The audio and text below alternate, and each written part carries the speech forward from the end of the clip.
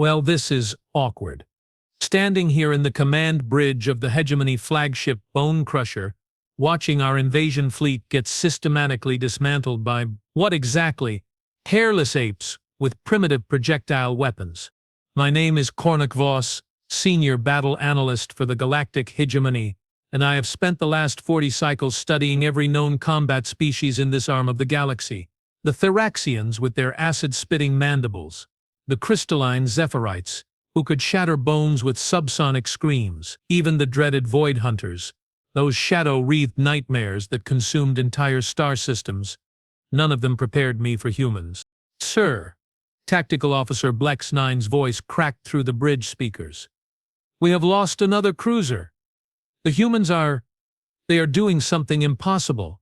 I turned my 6 eyes toward the tactical display, each lens focusing on a different aspect of the battlefield.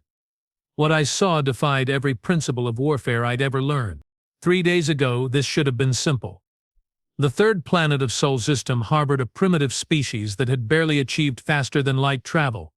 Our intelligence indicated they possessed crude nuclear weapons and basic energy shields, standard procedure, orbital bombardment, ground assault, subjugation, resource extraction. The Hegemony had conquered 47 worlds using this exact strategy. Earth was supposed to be number 48. Blex 9, replay the combat data from grid section Theta 7. I commanded, my claws clicking against the command console. The holographic display shimmered, showing our assault cruiser Painbringer swooping toward a human military installation. Standard attack vector, optimal targeting solutions, overwhelming firepower advantage. Then the humans did something unexpected. Instead of taking cover or retreating to fortified positions like every other species we'd encountered, they ran toward our landing craft. Not away, toward freeze playback, I muttered, studying the thermal readings. Magnify human biosignatures. The enhanced view revealed dozens of human soldiers sprinting across open ground, directly into our plasma cannon fire. Their combat suits were primitive, offering minimal protection. Their weapons were kinetic projectile systems that couldn't penetrate our armor plating. By every tactical analysis, they should have been slaughtered within seconds. Except, resume playback, quarter speed. I watched as the first human reached our landing craft. Private designation, Jake Morrison, according to the intercepted communications. A young male, barely out of adolescence by human standards. He should have been terrified. Instead, he was laughing while pulling the pin from some sort of chemical explosive device. By the 7 moons, I whispered, watching Morrison throw himself beneath our assault transport. The subsequent explosion vaporized him instantly and disabled our craft's main engines. That's Unit 12 we have lost to these suicide tactics, reported Blex 9. The humans keep sacrificing themselves to damage our equipment. Sacrifice tactics aren't unknown, I replied, though uncertainty crept into my voice. The hive mind species of Kepler-42 employed similar strategies. Sir, with respect, the hive mind had billions of expendable drones. According to our intelligence, Earth's total population is only 8 billion. They can't afford these losses. I pondered this while studying additional combat footage. More impossible scenarios unfolded before my compound eyes. Sergeant Maria Santos, cornered by 3 Hegemony shock troopers in powered armor. Her weapon was depleted, her position hopeless. Standard tactical doctrine suggested immediate surrender to preserve one's life for future strategic value. Instead, Santos grabbed a combat knife and charged our soldiers head-on. A knife against powered armor. She died, obviously, but not before somehow jamming her blade into a joint seam and damaging one trooper's mobility systems badly enough that he became vulnerable to follow-up attacks from Santos's squadmates. Analyze Santos's final assault, I ordered. Calculate probability matrices for her action selection. The tactical computer hummed for several seconds before displaying results that made my respiratory slits flare in confusion. Combat computer indicates Santos's attack had a 0.003% probability of success. Survival probability was 0.0%. Logical action would have been surrender, with 67% probability of survival as prisoner of war. Then why did she attack? Unknown variable detected in human behavioral patterns. Combat computer cannot quantify emotional decision-making factors.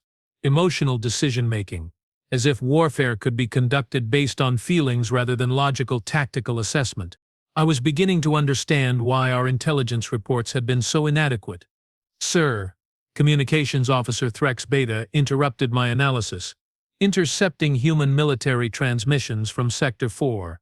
You need to hear this. The bridge speakers crackled with alien voices speaking in the primitive human language that our translators had recently decoded. Charlie Company, this is Colonel Rebecca Nash calling all units.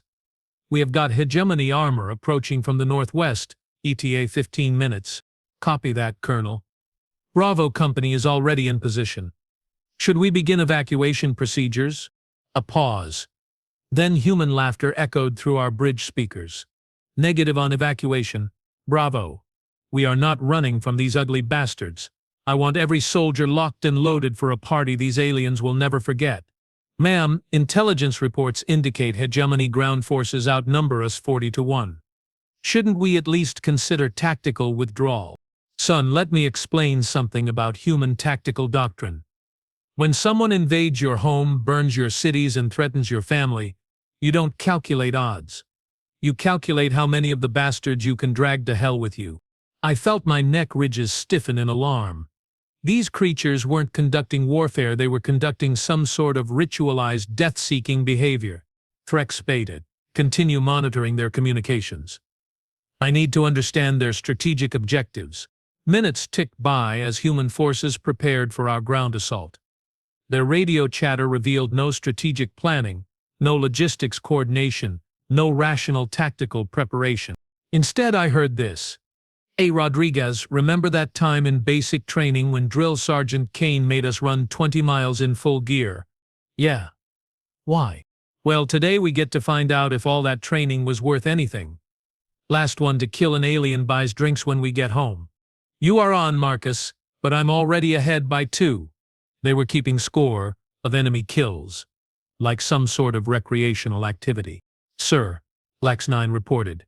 Round assault commencing now. Deploying 1,200 shock troopers against estimated human defensive force of 30 soldiers. Well, I activated direct combat feeds from our ground units, expecting to witness the swift elimination of this small human contingent. What I saw instead redefined my understanding of impossible. The humans had positioned themselves in a narrow canyon, forcing our troops into a choke point. Standard tactical error on their part. They'd trapped themselves with no escape route. Except they weren't trying to escape. Staff Sergeant Diana Walsh, positioned behind inadequate cover with a primitive projectile weapon, opened fire on our lead elements. Her ammunition couldn't penetrate our armor, but somehow her shots kept finding tiny gaps in joint articulations and sensor arrays. How is she achieving those targeting solutions? I demanded. Combat analysis indicates Walsh has extensive training in marksmanship. However, her accuracy percentage exceeds mathematical possibilities for her equipment specifications. Explain. Sir, she appears to be compensating for her weapon's limitations through pure skill and determination. Determination. Another unquantifiable human variable. Walsh's position was overrun within minutes, but not before she disabled 6 shock troopers and created an opening for her remaining squad members to reposition. Private Tommy Chen replaced her at the firing position, wielding an even more primitive weapon, some sort of chemical explosive launcher. His first shot took out 3 of our soldiers in a spectacular blast that painted the canyon walls with phosphorescent hegemony blood. Beautiful shot, Chen, came a human voice over the comm channels. Now show these alien freaks what Earth hospitality looks like. Chen's laughter echoed through the canyon as he continued firing, each explosion claiming more hegemony lives despite overwhelming numerical odds against him. The battle continued for 2 hours. 2 hours against 30 humans. When it finally ended, we'd lost over 300 shock troopers and 2 assault walkers. The humans were eliminated, but the Sir, reported Black's 9, his voice trembling. We are receiving similar reports from all ground assault sectors. Human resistance is unprecedented. I studied the casualty reports scrolling across my tactical displays, Numbers that should have been impossible. Frexbata, any final transmissions from the human defenders? Yes, sir. Final message from their Colonel Nash before her position was overrun. The speakers crackled once more with the defiant human voice. This is Colonel Rebecca Nash. To any hegemony forces monitoring this frequency. You came to our world thinking we'd roll over and surrender like your other conquests. Well, congratulations, you just learned the first rule about fighting humans. We don't surrender. We don't retreat. We don't calculate odds when our home is threatened. We fight until our last breath, and then we fight some more. Every human you kill will cost you 10 of your own. Every city you burn will ignite our fury. Every friend you murder will forge our determination into something your species has never encountered. You want Earth? Come and take it. But understand this. You are not fighting a species that fears death. You are fighting a species that weaponizes death. Welcome to hell, aliens. Population U. The transmission ended in static as Nash's position was finally overwhelmed. I stood in the command bridge, surrounded by tactical displays showing hegemony casualties mounting across every engagement zone. Our invasion, planned to last 3 days, had stalled completely after only the first day of ground combat. Sir, Black9's voice was barely a whisper. What are your orders? I rotated my eyes toward the main display showing Earth hanging in space like a blue jewel. A beautiful world harboring the most terrifying species we'd ever encountered. Humans didn't fight like other creatures. They fought like forces of nature, unpredictable, relentless, consuming everything in their path. Open a channel to Fleet Command, I commanded. Priority Alpha transmission. Channel open, sir. Fleet Command. This is Senior Battle Analyst Cornac Voss aboard flagship Bone Crusher. I'm requesting immediate strategic consultation regarding Earth invasion protocols. Acknowledged. Analyst Voss. What is your assessment? I paused, choosing my words carefully. How do you explain to the Galactic Hegemony that a primitive species has somehow turned warfare itself into a weapon? Command. We have encountered an unprecedented tactical situation. Human forces are employing combat doctrines that don't conform to any known strategic paradigms. They are exhibiting behavioral patterns that suggest they view combat mortality as acceptable rather than deterrent. Clarify your assessment, analyst. Sir, they are not afraid to die. In fact, they seem to prefer death over surrender. This fundamentally alters every calculation we have made about conquering their world. A long pause from Fleet Command. When the response came, it carried the cold authority of High Command itself. Analyst Voss, you are hereby ordered to implement Doctrine Omega. Total planetary sterilization. If ground conquest proves problematic, eliminate the problem. Sir, understood. However, I recommend caution. Our intelligence about this species has proven inadequate. We may want to study them further before. Negative. Execute Doctrine Omega immediately. Fleet Command out. The transmission ended, leaving me staring at Earth while considering the implications of total planetary destruction. But something gnawed at my tactical instincts. Some crucial variable I was missing about these humans. Black9, scan for any orbital defense platforms around Earth. Anything that might threaten our bombardment fleet. Scanning now, sir. Detecting. Wait, that's impossible. Report. Sir, I'm reading massive energy signatures throughout the Sol system. Not just around Earth. Around every major planetary body and asteroid belt. I felt my circulatory fluid turn cold. Define massive energy signatures. Sir, these readings suggest the humans have constructed defensive installations on every piece of significant matter in their star system. Hundreds of platforms. Thousands of weapon emplacements. This level of militarization would require decades of preparation, but our intelligence indicated they only achieved interstellar travel recently. How could they have constructed system-wide defenses? Unknown, sir. But energy output from these installations exceeds our fleet's combined firepower by a factor of 12. I studied the tactical readings, my worst fears crystallizing into certainty. Threx Beta. Scan all human communication frequencies. Look for any military transmissions that might explain these defensive systems. Scanning. Sir, I'm detecting a broadcast on their emergency frequency. Origin point, Earth's moon. Transfer to main speakers. A new human voice filled the bridge. Older, calmer, carrying authority that made my scales ripple with instinctive unease. Attention Galactic Hegemony Invasion Fleet. This is Admiral Jonathan Hayes, commanding United Earth Defense Command. We have been monitoring your assault on our world for the past 24 hours. Impressive display of brutality, by the way. Really showcased your species' tactical sophistication. The sarcasm in his voice was unmistakable. Now, before you proceed with whatever orbital bombardment you are planning, allow me to provide some context you might find educational. See, you made a fundamental error in your intelligence gathering.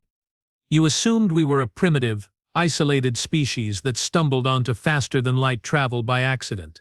My respiratory slits clamped shut in growing dread. The truth is, we have been expecting visitors like you for over a century, preparing for them, building defenses, studying every piece of data we could gather about galactic military capabilities. You want to know how we knew you were coming? Because species like yours always follow the same pattern. Find a weaker civilization, overwhelm them with superior technology, strip their resources, move on to the next target. But here's what you didn't consider. What happens when your weaker civilization has been preparing for exactly this scenario since before your current fleet commander was hatched? The transmission paused, letting silence build tension across our bridge. Admiral Hayes, this is Senior Battle Analyst Cornac Voss. Are you claiming Earth possesses military capabilities beyond our intelligence assessments? Hayes's laughter echoed through the command bridge. Not the desperate defiance of the ground forces, but something far more chilling. Confidence. Analyst Voss, let me ask you a question. When your species developed interstellar travel, what was your first priority? Exploration, trade, scientific advancement, military expansion, I answered before thinking. Exactly, because that's how predator species think. But humans? Our first priority was figuring out how to defend ourselves against predator species like yours. On my tactical displays, energy readings from the mysterious installations began spiking to unprecedented levels. You see, analyst, we have spent the last 100 years studying every scrap of data about galactic warfare we could acquire. We know about the Theraxian acid spitters. We know about the Zephyrite sonic weapons. We know about the Void Hunters and their dimensional Most importantly, we know about the Galactic Hegemony and your 47 previous conquests. How could they possibly know about our previous campaigns? Every conquest leaves traces. Analyst, energy signatures, communication fragments, debris fields. We have been collecting and analyzing that data for decades. Learning your tactics, understanding your technology, preparing countermeasures. That's impossible, I protested. Our intelligence indicates your species only achieved interstellar capability 3 years ago. Your intelligence is spectacularly wrong, Hayes replied. We achieved interstellar capability 87 years ago. We have just been very careful about who knew that fact. The implications hit me like a plasma torpedo to the cerebral cortex. You have been hiding your technological advancement? Give the alien a prize, Hayes said dryly. We have been playing the role of primitive backwater world while secretly building the most advanced defensive network this galaxy has ever seen.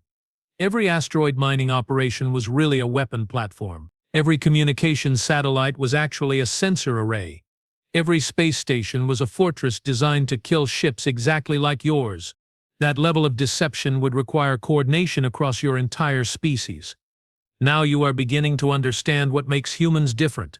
Analyst, when our survival is threatened, we don't just fight as individuals. We fight as one species with one goal, making sure the threat never threatens anyone else ever again. On my displays, the mysterious energy signatures were reaching critical levels. Sir, Lex 9 whispered. Whatever those installations are, they are powering up to fire. Admiral Hayes, I transmitted. Surely we can reach some diplomatic solution. The hegemony is willing to negotiate. Negotiate? Hayes's voice carried deadly amusement. You invaded our world. You killed our people. You destroyed our cities. Now you want to negotiate? We could offer compensation. Analyst Voss, let me explain something about human nature. We are not just defending Earth. We are defending the principle that invasion and conquest are no longer acceptable behaviors in this galaxy. Your hegemony's reign of terror ends here. You cannot possibly challenge the entire galactic hegemony with one star system. Watch us. The transmission ended. Across my tactical displays, every energy signature in the Sol system reached maximum output simultaneously. And that's when I realized we weren't facing a species. We were facing a weapon that had been waiting a century for us to arrive. All ships, I commanded. Emergency jump to hyperspace. Now. But it was already too late. The first wave of human defensive fire reached our fleet just as this realization crystallized in my mind. We hadn't invaded Earth. Earth had invited us in. The first human weapon to fire was something I'd never seen before. Not a plasma cannon. Not a particle beam. Not even a kinetic projectile. The energy signature was completely alien to our databases, which was ironic considering we were the aliens in this scenario. Blexinine, what in the seven hells is that? I demanded, watching our lead dreadnought Flesh Ripper suddenly. Stop. Just stop. Dead in space, all systems dark. Unknown weapon type, sir. No energy discharge detected. No projectile impact. The ship just ceased functioning. Define ceased functioning. Sir, all electronic systems aboard Flesh Ripper appear to have been completely fried. Life support, engines, weapons, communications, everything dead. But there's no apparent external damage. I studied the tactical display with growing unease. The humans had somehow killed a hegemony dreadnought without leaving a mark on it. Open emergency channel to Flesh Ripper. Manual communications only. Sir, receiving distress signal via emergency beacon. Audio only. Transfer to speakers. The bridge filled with the panicked voice of Captain Torex Prime, commander of our lead vessel. This is Captain Torex Prime to any hegemony vessels. We have been hit by some sort of electronic warfare attack. All our computers are dead. Main engines offline. Weapons offline. We are sitting ducks out here. Captain, this is Analyst Voss. Describe the attack vector. There was no attack vector. 1 second everything was normal. Next second every electronic system on the ship just died simultaneously. It's like someone flipped a switch and turned off our entire vessel. I felt my stomach acids churn. Electronic warfare of this sophistication was beyond anything in our databases. Sir? Communications Officer Threx Beta interrupted. Receiving transmission from Human Command. They are giving us a lecture. Transfer to main speakers. Admiral Hayes's voice filled the command bridge again and I could hear the smug satisfaction in his tone.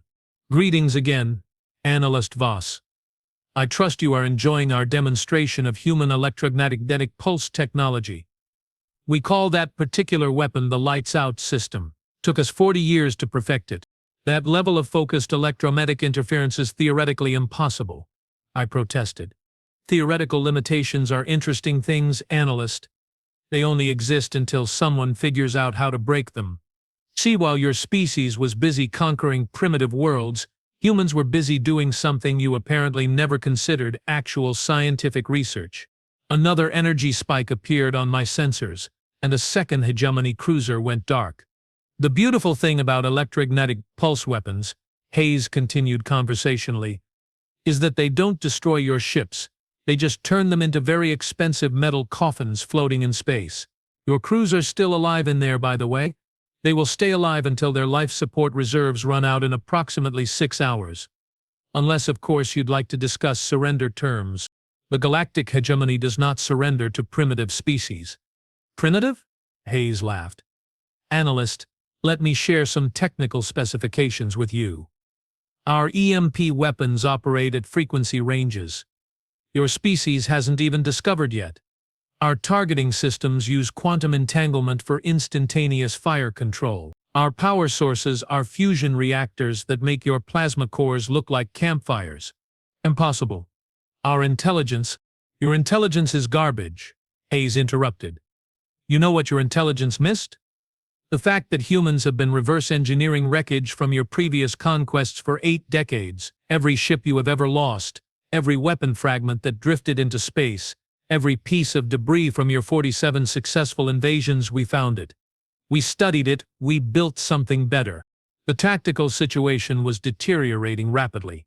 3 more hegemony vessels had gone dark, and our remaining ships were desperately trying to calculate jump coordinates for emergency retreat. "Sir," reported Black's 9, "the human installations aren't just targeting our ships, they are targeting our jump drives specifically." "What do you mean?" "Every vessel that's been hit has lost hyperspace capability first, then main systems. They're deliberately trapping us in normal space." I felt my claws dig into the command console. The humans weren't just defending their world, they were systematically disabling our entire fleet to prevent escape. Threx Beta, scan for any possible jump windows. Emergency protocols. "Sir?" "Attempting hyperspace calculation. Calculation failed." "Attempting backup navigation. Backup failed." "Sir?" "Something is interfering with our jump drive computers at the hardware level." "That's called preparation." "Analyst Voss," came Hayes's voice over the speakers. "You see, we have had 87 years to study hegemony hyperspace technology. We know exactly how your jump drives work, which frequencies they operate on, and most importantly, how to jam them. You cannot hold an entire invasion fleet indefinitely. Watch us. But don't worry, we are not planning to hold you indefinitely. We are planning to hold you just long enough to send a message to every other predator species in this galaxy." "What message?" "That the age of easy conquest is over." On my displays, more energy signatures were building throughout the solar system. Not just the installations we'd already detected. New ones, hidden until now, revealing themselves as they powered up for firing. "How many weapon platforms do you have?" I demanded. "Analyst, we have turned every piece of rock larger than a basketball into a potential firing position. Asteroids, moons, space debris, everything is either a weapon or a sensor array. You are not fighting a planet. You are fighting a star system that's been converted into the galaxy's largest military installation." The scope of their preparation was staggering. No species could coordinate this level of systematic militarization without— "You are lying," I said, but uncertainty crept into my voice. "No single planet could achieve this level of organization." "Single planet?" Hayes chuckled. "Analyst, you still don't understand what you are dealing with. Humans aren't just one planet's worth of population anymore." "Explain." "We have been colonizing systems throughout this region for the past 50 years. Quietly, carefully, always staying below your detection thresholds. Every colony world has been building weapons. Every outpost has been gathering intelligence. Every human settlement has been preparing for the day you finally noticed us." The implications hit me like a fusion torpedo to the brainstem. "You are claiming humans have established a multi-system civilization?" "I'm not claiming anything, analyst. I'm stating facts. Right now, there are 43 human-controlled star systems within 50 light-years of Earth. Each one has been building weapons designed specifically to kill hegemony ships. Each one has been training soldiers specifically to fight hegemony ground forces. Each one has been waiting for you to finally show up so we could demonstrate what happens when you threaten human civilization." "Impossible. Our deep space sensors would have detected—" "Your sensors detect what we want them to detect," Hayes interrupted. "Stealth technology." "Analyst, another human innovation. We have been watching you for decades while staying completely invisible to your surveillance systems." More hegemony ships were going dark across the battle zone. My remaining fleet was being systematically disabled with surgical precision. Sir Black's 9 reported, voice trembling. "We are receiving emergency transmissions from Admiral Gorthak's task force in the Proxima sector." "Proxima?" "That's 3 light-years from here." "What's Admiral Gorthak doing?" "Sir, Admiral Gorthak is reporting his entire fleet is under attack by human forces. He's requesting immediate reinforcement." My nervous system nearly shut down. "That's impossible. Humans don't have faster-than-light communications." "Actually, we do," Hayes's voice carried dark amusement. "Quantum entanglement communication networks. Instantaneous information transfer across any distance. We have been coordinating multi-system military operations for 30 years. Threx Bay to confirm Proxima Sector reports." "Sir, receiving similar distress calls from hegemony forces in Wolf 359, Barnard Star, and Tau Ceti systems. All report simultaneous human attacks. All nearby star systems? I whispered. All star systems within 20 light-years of Earth, Hayes confirmed. See, when you decided to invade our home world, you triggered a response from our entire interstellar civilization. Every human colony, every human outpost, every human military installation is now actively hunting down hegemony forces. But your species only achieved interstellar travel 3 years ago. No, analyst. Your intelligence told you we achieved interstellar travel 3 years ago. What actually happened 3 years ago was that we decided to stop hiding from you. Why? Because we were finally ready. The remaining hegemony vessels were attempting desperate evasive maneuvers, but human targeting systems tracked every movement with impossible accuracy. Sir, reported Black's 9, human weapons are adapting to our defensive countermeasures in real time. Every time we activate jamming systems, their targeting adjusts within seconds. They are using adaptive AI warfare protocols, Hayes explained helpfully. Each weapon platform learns from every defensive measure you deploy and shares that information instantaneously with every other platform in the system. You are not fighting individual weapons, you are fighting a single networked intelligence that spans the entire solar system. No species could coordinate that level of... You keep saying that, analyst. No species could do this. No species could do that. You know what your problem is? You are thinking like a predator species. Predators compete with each other. They fight for dominance. They waste energy on internal conflicts. And humans don't. Oh, we do. We fight each other constantly. But when something threatens our species as a whole, we stop fighting each other and start fighting the threat. It's called cooperation. Analyst. You should try it sometime. Another wave of electromagnetic pulses swept through our formation, disabling 6 more vessels. Sir, Black's 9's voice was barely audible. We have lost over 60% of the fleet. Remaining ships are trapped in normal space with no hyperspace capability. Options? Surrender or death, sir. Admiral Hayes, I transmitted, what are your surrender terms? Unconditional surrender of all hegemony forces in human space, immediate cessation of all military activities, full disclosure of hegemony military capabilities and strategic plans, and in exchange, we don't kill you. That's not much of an incentive. Analyst, let me clarify something. Right now you have approximately 800 vessels trapped in our star system, dead in space. No weapons, no engines, no way to escape. Your crews will be breathing recycled air for the next 6 hours before life support fails. We could activate emergency life pods.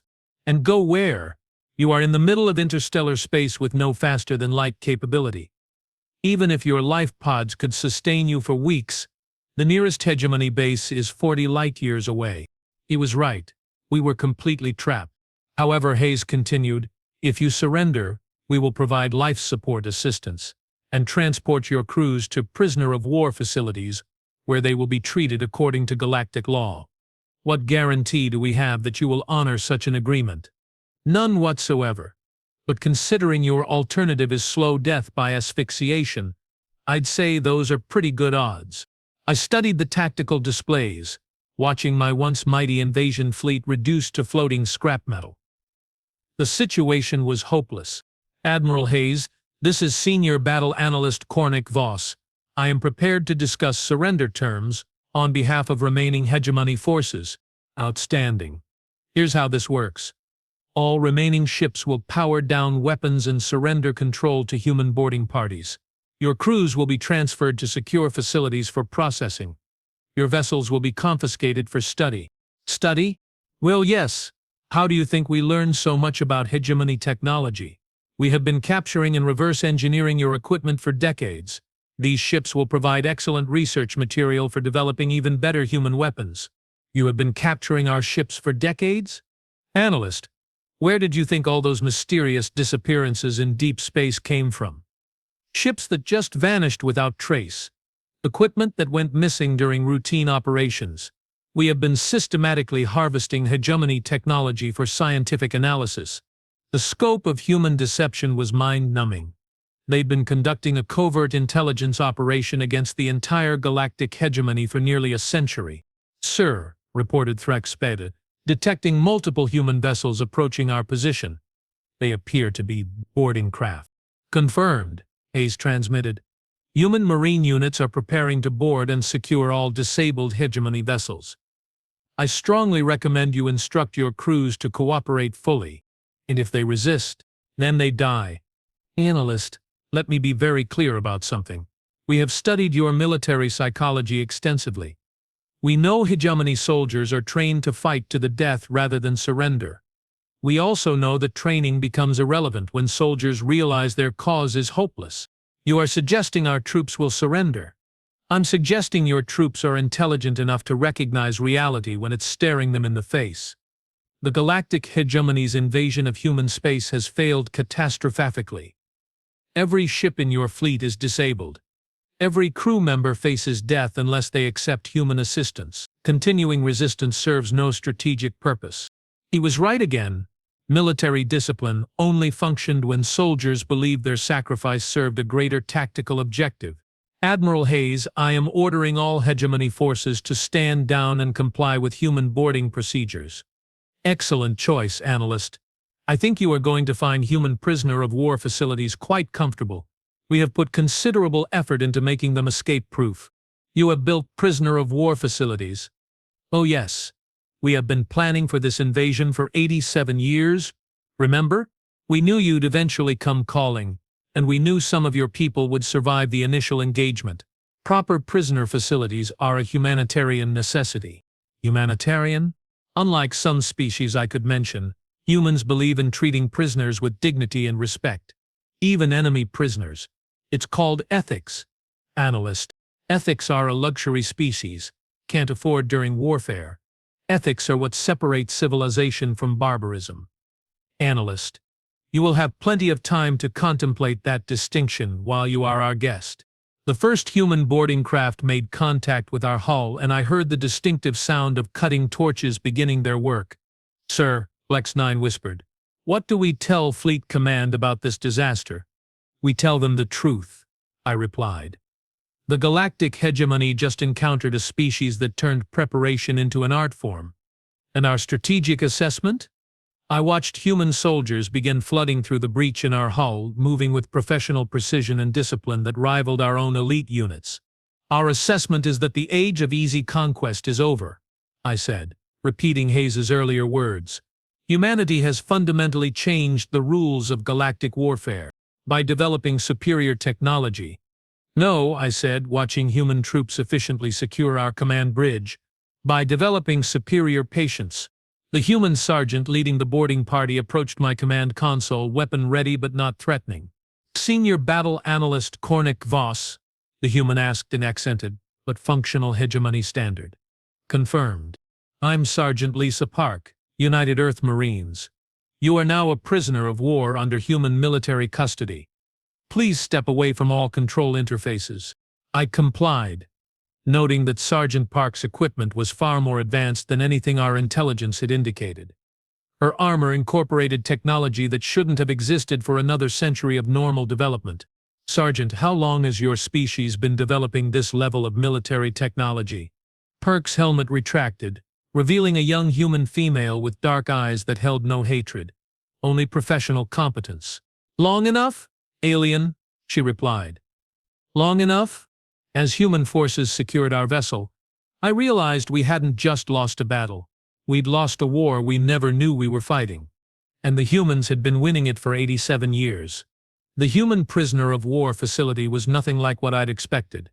Instead of cramped detention cells and minimal life support, I found myself in what could only be described as a small city. Clean corridors, recreational areas, medical facilities, even what appeared to be educational centers. "Welcome to Camp Hope," announced the human officer escorting our group of captured hegemony personnel. "You will be staying here while diplomatic negotiations determine your final status." "Diplomatic negotiations?" I asked, my translator struggling with the concept. "Oh yes," replied Commander Sarah Walsh, our human liaison officer. "Did you think capturing your invasion fleet was the end goal? This whole operation was designed to open diplomatic relations with the Galactic Hegemony. I stopped walking, my 6 eyes focusing on Walsh in confusion. You invaded our space to establish diplomatic relations?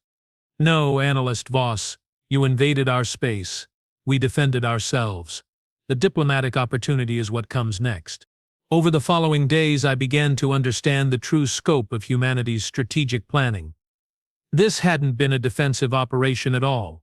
It had been an elaborate demonstration designed to completely reshape galactic politics. You see, explained Dr. Elizabeth Torres during one of my mandatory educational sessions, humans have been studying galactic civilization for nearly a century. We have identified 47 species currently under hegemony control, representing billions of sentient beings living under oppressive military occupation. The hegemony maintains order and stability across multiple star systems, I protested. The hegemony maintains fear and subjugation across multiple star systems, Torres corrected. There's a difference. Subjugated species lack the capability for self-governance. Really, because our historical analysis suggests every species the hegemony conquered had functioning civilizations before you arrived. The Altarians had a democratic federation. The Zentheri operated a peaceful trade collective. The Makari were developing interstellar art and philosophy. They lacked military strength to defend themselves. They lacked military paranoia to prepare for unprovoked aggression, Tor said pointedly. Something humans have never lacked. During my 3rd week in captivity, I was summoned to meet with Admiral Hayes directly. The meeting took place in a conference room that overlooked the detention facility's central plaza, where thousands of captured hegemony personnel moved freely through recreational areas. Analyst Voss Hayes greeted me as I entered. I trust your accommodations have been satisfactory? Your treatment of prisoners exceeds galactic military standards, I admitted. Good. We want you comfortable while you help us plan the future of galactic civilization. I'm sorry, help you plan what? Hayes activated a holographic display showing the current political map of our region of the galaxy. Hegemony-controlled systems appeared in red, with human territory marked in blue. See all that red, Analyst?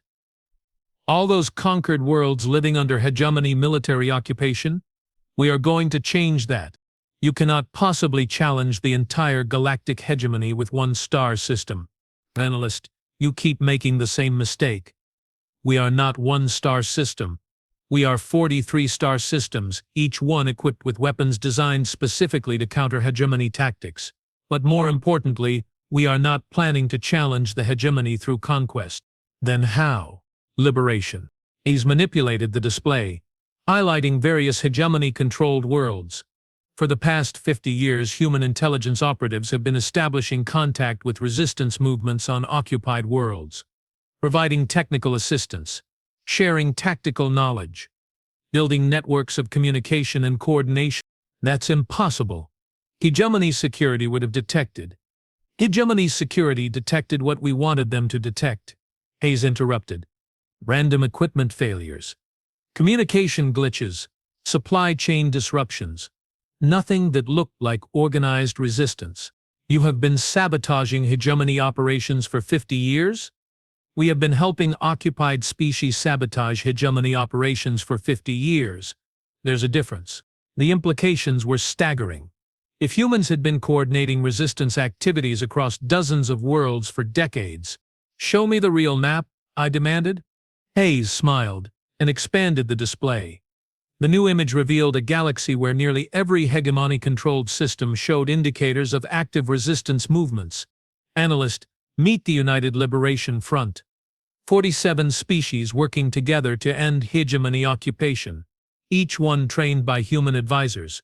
Each one equipped with weapons developed from captured hegemony technology. Each one waiting for the signal to begin coordinated uprising. What signal? The signal that just went out when we defeated your invasion fleet. I felt my internal organs rearrange themselves in terror. You are claiming every occupied world is about to rebel simultaneously. I'm not claiming anything, Analyst. I'm telling you what's happening right now. Hayes activated real-time communication feeds from across hegemony space. The holographic display filled with dozens of ongoing battles as resistance forces engaged hegemony garrison troops on world after world. The Altarians have retaken their homeworld's capital, Hayes reported casually. The Xanthari Trade Collective has expelled hegemony forces from 6 systems. The Makari are broadcasting freedom poetry while dismantling your administrative centers. This is catastrophic. This is liberation. And it's happening because those species learned something humans have always known. Predators are only dangerous until their prey learns to fight back. The hegemony will send reinforcements. With what ships? Analyst, you brought your best fleet to invade Earth. That fleet is now disabled and captured. Your secondary fleets are scattered across occupied territories dealing with simultaneous uprisings. Your remaining forces are outnumbered and outgunned. High Command will authorize total planetary bombardment of rebel worlds. High Command will try, but they will discover something interesting. Human weapons platforms aren't just in Sully's system. We have been secretly installing defensive networks on liberated worlds for 30 years. The scope of human strategic planning was beyond anything I'd ever imagined. They hadn't just prepared to defend Earth, they'd prepared to liberate the entire galaxy. Why? I asked. Why would humans involve themselves in galactic politics? You could have remained hidden indefinitely. Because isolation isn't safety. Analyst, eventually predator species like the hegemony consume everything in their path. We could hide for a few more centuries, but eventually you would have found us anyway. So you decided to strike first. We decided to change the rules of the game entirely. Instead of waiting to be conquered, we organized a galaxy-wide revolution. And if your revolution fails, it won't fail, Hayes said with absolute confidence. Because we didn't just give oppressed species weapons. We gave them hope. Hope is not a military strategy. Hope is the most powerful military strategy in the universe. Analyst? Desperate people fight harder than comfortable people. Angry people fight smarter than arrogant people. And people fighting for their freedom fight longer than people fighting for conquest. Over the following weeks, reports continued flooding in from across hegemony space. World after world declared independence. Fleet after fleet defected to the Liberation Front. System after system expelled hegemony forces. The most shocking revelation came during my 6th week of captivity. Analyst Voss, announced Dr. Torres, we have a special guest who wants to meet you. She led me to a private conference room, where a figure waited in the shadows. When the lights activated, I nearly collapsed in shock. Greetings, old friend, said Fleet Admiral Zorfak Prime, Supreme Commander of the Hegemony Navy. I believe congratulations are in order. Admiral, what are you doing here? I surrendered my flagship and entire battle group to human forces 3 days ago. Zorfak replied calmly. Along with complete strategic intelligence about hegemony military capabilities. You have committed treason. I have committed common sense. Analyst, the galactic hegemony is finished. The humans have outplanned, outprepared, and outfought us at every level. Continuing resistance serves no purpose except prolonging bloodshed. But you are Fleet Admiral. You swore an oath to defend the hegemony. I swore an oath to defend my species, Voss. The hegemony has become a threat to our species' survival. Admiral Hayes entered the conference room, carrying data tablets. Admiral Zorfak has been very helpful in our strategic planning, Hayes reported. His intelligence about hegemony command structure has accelerated liberation operations significantly. You are using him as a collaborator? We are using him as a bridge to peaceful transition, Hayes corrected. See, humans don't want to destroy the hegemony species. We want to integrate them into a new galactic civilization based on cooperation rather than conquest. That's impossible. Hegemony culture is fundamentally militaristic. Hegemony culture adapted to militarism because militarism was successful, said Zorfak. Now that militarism has proven unsuccessful, we must adapt to cooperation. You are abandoning everything our species has achieved. Our species has achieved oppression, fear, and isolation, Zorfak replied. The humans offer us trade, technology exchange, and respected membership in a galactic community, at the cost of our military supremacy that no longer exists. Hayes pointed out. Analyst, the choice isn't between hegemony conquest and human conquest. The choice is between hegemony extinction and hegemony integration. The next morning I witnessed something that fundamentally altered my understanding of human nature. A group of human children, apparently from families living on the military base, had organized a cultural presentation for the hegemony prisoners, these young humans whose world we had invaded, whose people we had killed, whose cities we had bombed, stood before their former enemies and performed songs of welcome and friendship. Why are they doing this? I asked Commander Walsh. Because that's what humans do, she replied. We fight our enemies until they stop being enemies. Then we help them become friends, even after everything the hegemony has done. Especially after everything the hegemony has done, hatred is what started this conflict. Analyst, forgiveness is what will end it. That evening, I was granted permission to communicate with Hegemony High Command. The transmission was routed through multiple secure channels to reach the current emergency command center on Hegemony Prime. This is Senior Battle Analyst Cornac Voss requesting priority communication with High Command. Analyst Voss, came the response from Supreme Commander Drethik Alpha. Report your status immediately. Sir, I am currently a prisoner of war in human custody. I have strategic intelligence about human capabilities that High Command must hear immediately. Proceed with report. Sir, the humans are not a primitive species. They have been planning this conflict for nearly a century. They possess technology superior to our own. They have established a multi-system civilization specifically designed to counter hegemony tactics. They have organized resistance movements on every occupied world. They have converted galactic liberation into a coordinated military operation. Are you recommending surrender, Analyst? Sir, I am recommending immediate negotiation before the situation becomes irreversible. The Galactic Hegemony does not negotiate with primitives. Sir, respectfully, the Galactic Hegemony no longer has a choice. Human forces control 43 star systems. Liberation forces control another 31 former hegemony worlds. Our remaining fleet strength is insufficient to maintain control over existing territories, much less recapture lost systems. We will fight to the last ship. Sir, that's exactly what the humans are hoping you will do. Explain. Sir, the humans don't want to destroy us. They want to transform us. Every battle we fight weakens our position and strengthens their argument for galactic reorganization. Continuing military resistance serves their strategic objectives, not ours. A long pause from High Command. What are you suggesting, Analyst? I'm suggesting we accept reality, sir. The age of conquest is over. The age of cooperation has begun. We can participate in shaping this new age, or we can be swept aside by it. 3 days later, Supreme Commander Drethik Alpha arrived at Camp Hope under a flag of truce. The formal surrender ceremony took place in the facility's main assembly hall, with representatives from dozens of species present via holographic link. Admiral Hayes accepted the surrender document with dignity and respect, treating Drethak as an honored opponent rather than a defeated enemy. Supreme Commander, Hayes said during the ceremony, the Galactic Hegemony's reign of conquest is over, but your species' future in the galaxy has just begun. What are your terms? Drethak asked. Complete demilitarization of all hegemony forces, withdrawal from all occupied territories, full participation in the new Galactic Cooperation Council, economic integration with liberated worlds, cultural exchange programs, and most importantly, commitment to peaceful resolution of all future conflicts.